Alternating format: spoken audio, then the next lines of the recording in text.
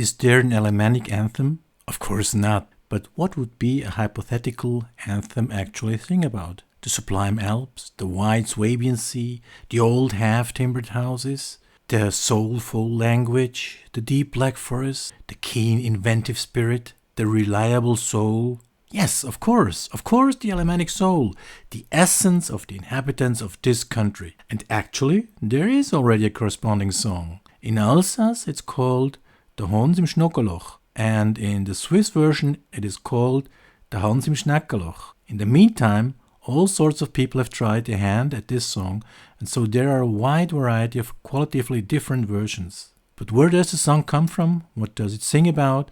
And why could it be the Alemannic anthem? Step by step. In Alsace, near Strasbourg, there was a restaurant that was close to the swampy area of the Ill. Swamp also means mosquitoes. The Schnoke or Schnake. This Hans im Schnokeloch is considered a fickle guy who always wants or says or does or doesn't do what corresponds to his situation or not. He is therefore also considered a symbol of the Alsatian in general, who sees itself as a pawn and bone of contention between the two great powers, France and Germany. Both of them try to incorporate Alsace into their respective cultures, which Hans wishes to evade. Somehow, this Alsatian Hans also seems to me to be well suited as an Alemannic Hans who would like to refuse the constraints from outside and instead prefers, as they say today, to do his own thing.